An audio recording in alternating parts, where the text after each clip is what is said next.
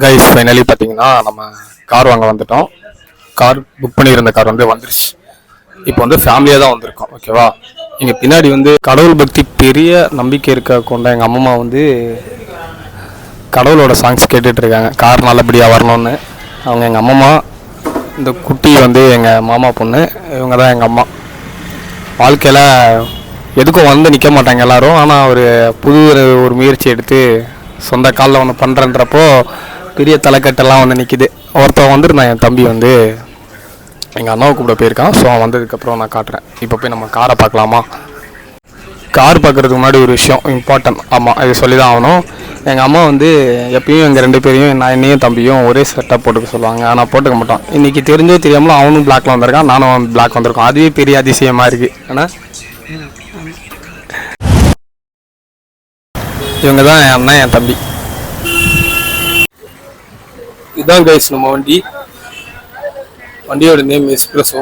எலக்ட்ரி variant தான் எடுத்திருக்கேன். ஏன்னா ஃபுல் மாடிஃபிகேஷன். ஓகே, இதான் பார்த்தீங்கன்னா வண்டியோட சைடு டோர்ஸ் எல்லாமே அழகா இருக்கா, சூப்பரா இருக்கு.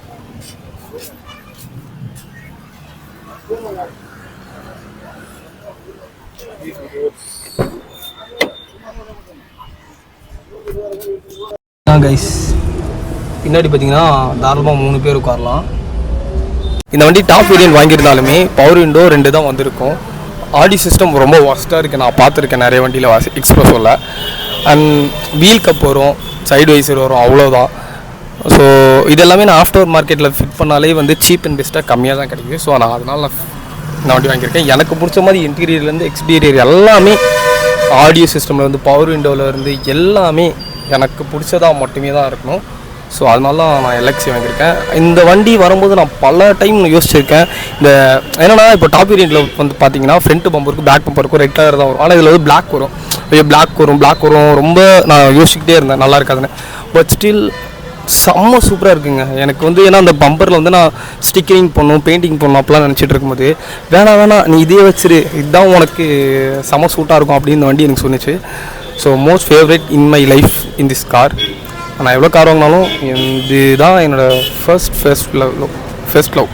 எப்பயுமே அந்த ஃபர்ஸ்ட் லவ் நம்ம இப்போ என்றைக்குமே மறக்க மாட்டோம். லைஃப்பில் எத்தனை லவ் வந்தாலும் என்னோடய மூச்சே இந்த வண்டி தான். இந்த வண்டிக்காக நான் லைஃப்பில் எந்த எக்ஸ்ட்ரீம் வேணாலும் போவேன். ஏன்னா எவன் காசும் இல்லாமல், சொந்தக்காரன் காசு இல்லாமல், அம்மா அப்பா காசு இல்லாமல் சொந்தமாக நின்று எடுத்திருக்கேன். என்னோடய பேரில் ஒரு 23 வயசு பையன், எந்த பேக்ரவுண்ட் சப்போர்ட் இல்லாமல், ஃபேமிலி சப்போர்ட் இல்லாமல் ஓனாக நான் எடுத்திருக்கேன். பல பேர் காரை கழுவி விட்டுருக்கேன். பல பேர் என்னை காரில் இறக்கி விட்டுருக்காங்க. பல பேர் சொந்தக்காரங்க காரை கழுவு சவாரி எடுத்துகிட்டு போன்னு சொல்லியிருக்காங்க. ஆனால் நான் கழுவி எல்லாம் முடிச்சதுக்கப்புறம் வேற ஒருத்தவங்க டிரைவர் வச்சு எடுத்துகிட்டு போயிருப்பாங்க. கார்னால நிறைய பேர் கிண்டல் பண்ணியிருக்காங்க. எப்படிலாம் கிண்டல் பண்ணியிருக்காங்கன்னா, எங்கள் வீடு தான் காரு, அது காரை நினச்சிக்கோ, நீ வீடை கழுவி விடு அப்படின்லாம் சொல்லியிருக்காங்க. அழுகு கைஸ் இந்த வண்டியை நான் பார்க்கும்போது.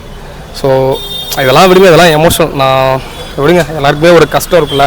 இது கஷ்டம் அசிங்கம் அப்படின்றத தாண்டி இதெல்லாம் நான் இந்த வண்டி வாங்குறதுக்கான அடிப்படையான கடவுள் கொடுத்த, உலகம் கொடுத்த கரெக்டான அடித்தளம். அந்த அடித்தளம் கரெக்டாக இருந்தனால தான் இன்றைக்கி சொந்த காசில் என்னால் முடிஞ்ச அளவு ஒரு இஎம்ஐ என்னோட ஏர்னிங்ஸில் என்னால் கட்ட முடிஞ்சு, கடன் வாங்க முடியாத நான் கட்ட முடிகிற இஎம்ஐ நான் போட்டு கம்மி பட்ஜெட்டில் நான் வாங்கியிருக்கேன்.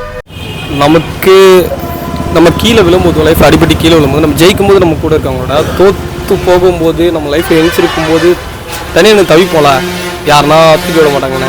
அந்த டைமில் நம்மக்கிட்ட எதுவுமே எக்ஸ்பெக்ட் பண்ணாமல் லைஃப்பில் இவன் பின்னாடி இப்படி ஆயிடுவான், அந்த எந்த ஒரு வித்தவுட் எந்த எனி எக்ஸ்பெக்டேஷனும் இல்லாமல் லைஃப்பில் நம்ம வேல்யூ புரிஞ்சுக்கிட்டு, நம்மளோட கனவு புரிஞ்சுக்கிட்டு, நம்மளை ட்ரூவாக புரிஞ்சுக்கிட்டு, நம்மளோட குட் ஹேபிட்ஸ் நெகட்டிவ்ஸ் புரிஞ்சுக்கிட்டு, நம்ம லைஃப்பில் கீழே விழுந்திருக்கும் போது நம்மளை விட்டு போகாமல் நம்ம கூட சப்போர்ட் பண்ணுறாங்கல்ல.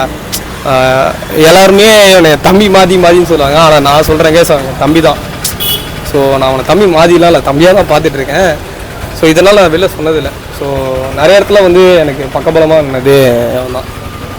ஒரு பேர் ஷாம். இவர் தன்னடக்கத்தில் பெரிய ஆள். இப்பயும் பார்த்தீங்கன்னா வேலையிலேருந்து குடுகுடுன்னு கிளம்பி வந்திருக்கான் நமக்காக. ஸோ அதான், இந்த மாதிரி லைஃப்பில் நீங்களும் ஒரு இம்பார்ட்டன்ட் பர்சனாக சம்பாதிச்சுக்கோங்க.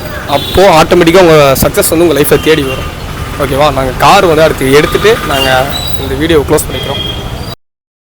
வந்து எப்போ எடுக்க சொல்லிட்டாங்க. பட் ஸ்டில் இப்போ 6 o'clock அது 6 o'clock தான் எடுக்க சொன்னாங்க. பட் ஆனால் ஒரு இந்த சம்பிரதாயம்லாம் இருக்குல்ல 6:30 to 7:30 தான் வந்து நல்ல நேரமாக. ஓகே, லைஃப்பில் நான் இதை நம்ப மாட்டேன். பட் ஸ்டில் பெரியவங்க சொல்கிறாங்க. ஸோ கேட்போம் எப்பயாவது.